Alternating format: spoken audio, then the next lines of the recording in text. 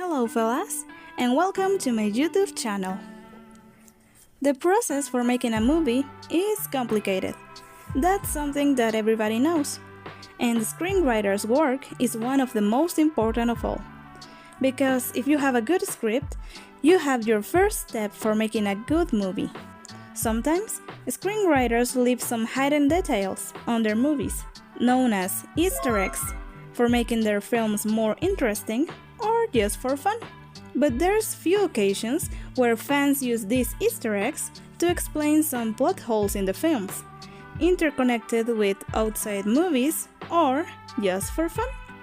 But today, I'm gonna talk about those theories that instead of just being funny, actually add interesting topics to the story.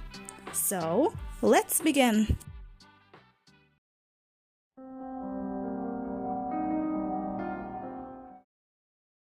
And here's an example that plot holes can be used for making interesting theories.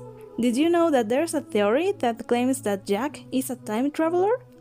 Well, at the beginning of the movie, when Jack and his friend run trying to get on the Titanic, we can see this backpack.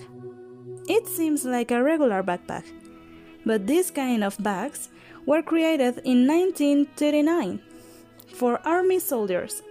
And let's remember that Titanic sinking was in 1912.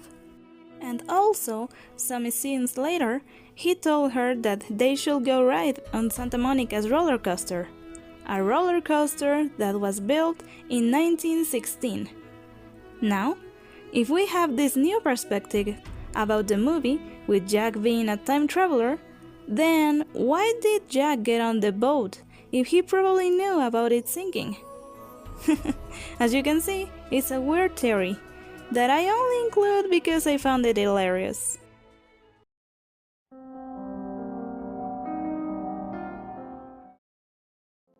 There's a theory that claims that the main character of Up dies before the house starts to fly.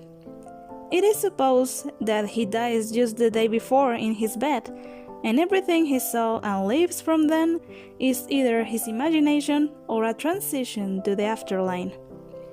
And also the theory explains that Russell is his guardian angel, because through the movie, this child helps him multiple times on his journey. As you see, a simple but interesting theory that makes an emotional movie way sadder.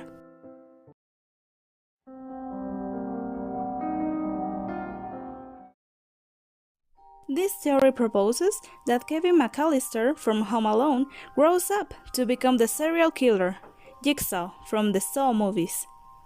The theory suggests that his childhood experiences of protecting his home with elaborated traps ended up being traumatic experiences for him. That turned him into the adult Jigsaw, who also designs complex and often lethal traps. This theory is based on several similarities, such as their trap-making skills, use of video recordings with their victims, and even physical resemblances between both actors. I don't know what to think about this theory, but I guess it's funny that an innocent Christmas movie is suspiciously well connected with an horror film somehow.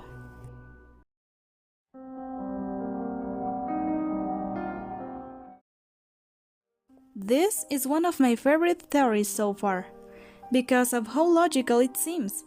In the first movie, we meet Donkey, that funny character whose past was never explained in the movies. But let's remember that in Shrek's world, all fairy tales characters are real. And if Pinocchio exists here, that means that Donkey will be one of those bad children that were turned into donkeys. And actually, this makes sense, because in the scene where the Puss in Boots and the donkey switch their bodies, the cat, in Donkey's body, begins to kick and braying, and then the donkey tells him that he will get used to it eventually. Careful with those. They were made in Madrid by the finest. Oh, you'll learn to control that. He talks about it as he had to learn to control himself, which wouldn't make sense if he was born like that.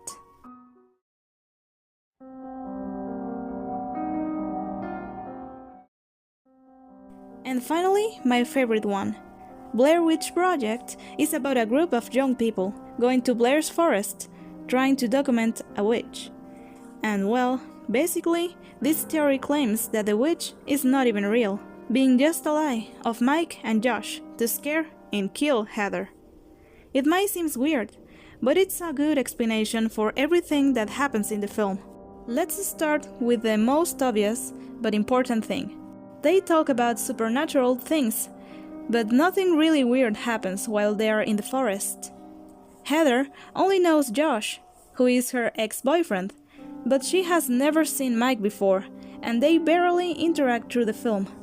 Also, an important detail is that Mike and Josh don't seem scared at all, even when they are lost in the middle of the forest. And finally, the last and most important proof happens when they find the house and Heather and Mike enters, because Mike said that he heard Josh inside. We notice that Mike seems to know very well the place, not even hesitating about where to go. And in the last scene, where Mike stands still in the corner and Heather tries to call him, suddenly something or someone hits her from behind. She falls and the film ends. Okay, in this last scene, we could think that the witch attacks Mike's mind, and that's why he is standing still. But then, why did the witch attack physically the girl? So, again, the theory says that Mike was just pretending, being controlled by the witch, giving Josh enough time to hit her from behind.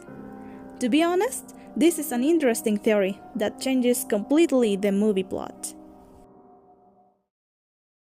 Well, fellas, that's all. It was interesting to read all these theories. By the way, all of them were found in Reddit, so if you want more information about any of them, you can find them easily. Thank you so much for watching.